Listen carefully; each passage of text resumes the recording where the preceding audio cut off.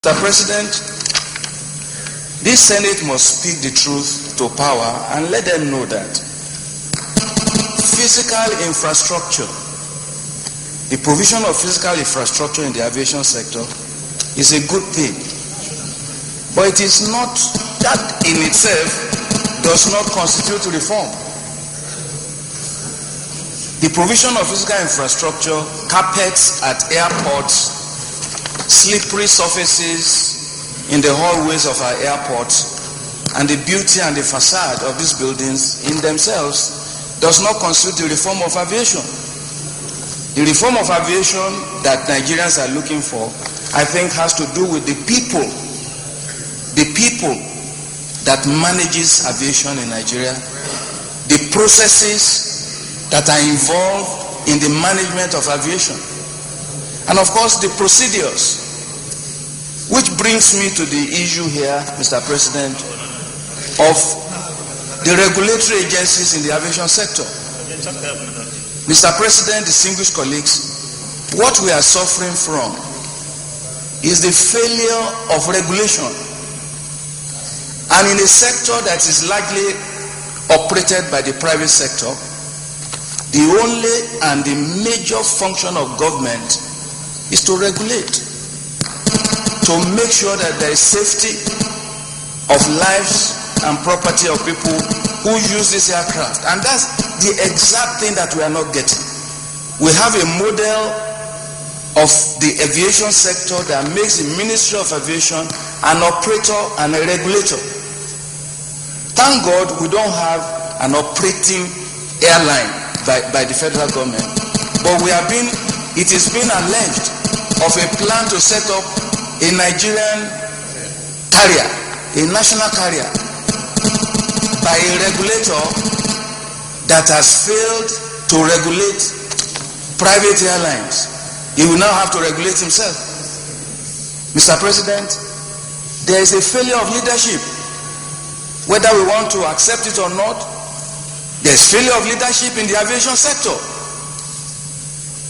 If the catalogue of crashes that has been enumerated by my colleague Hope Uzodimma is anything to go by, there is no country in the world where you have this level of disaster within a period of, the first thing that is listed here is in 2012, we're in 2013, over a period of 48 months.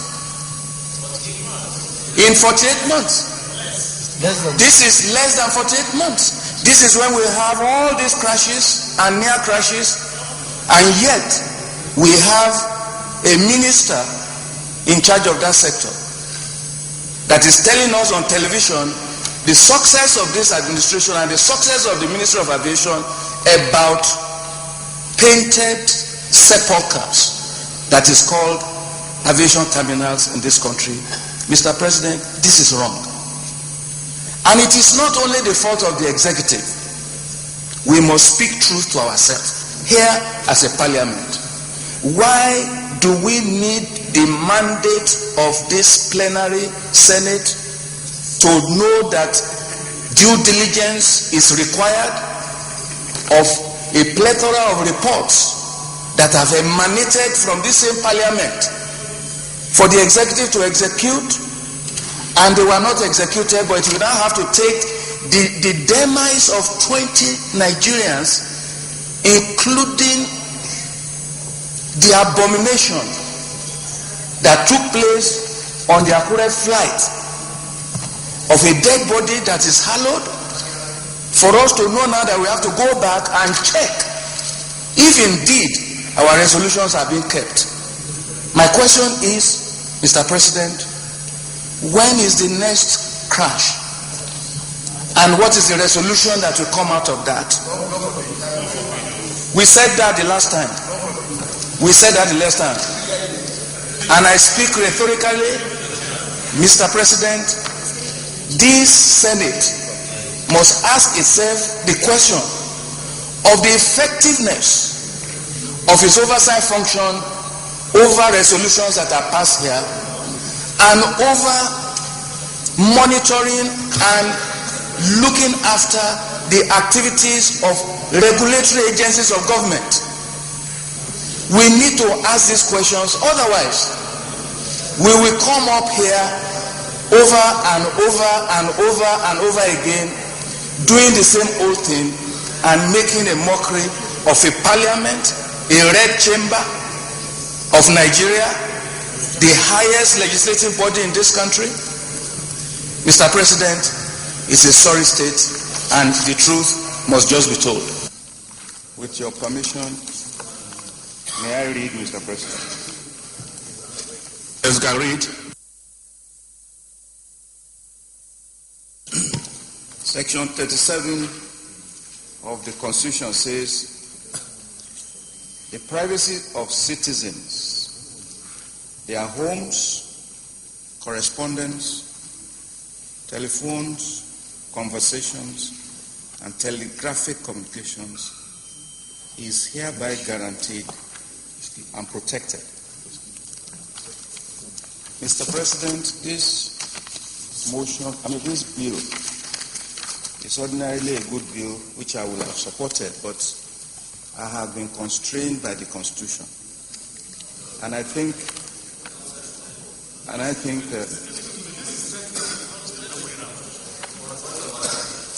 let him finish now. Let's finish with one that's before us, before we go to another point further. Please, go ahead. Mr. President, this is a parliament of law and a parliament of freedom of expression. And I think, to the limit of my understanding, this Section 37 of the Constitution raises interpretational restraint to the progression of this bill. And I think it is useful for this bill to attempt to change the Constitution, amend the Constitution, so that this type of bill can be allowed under the Constitution, because the bill provides for the interception. That's the heading. It provides for the interception. That's the title. And development. Check the title of the bill. Of communications. I think the bill can come back. Yes. To the extent that it does not provide for interception, because the Constitution guarantees the protection of citizens' telephone conversation and telegraphic communications. And this bill is attempting to reverse what the Constitution has guaranteed. Mr. President, that's my observation.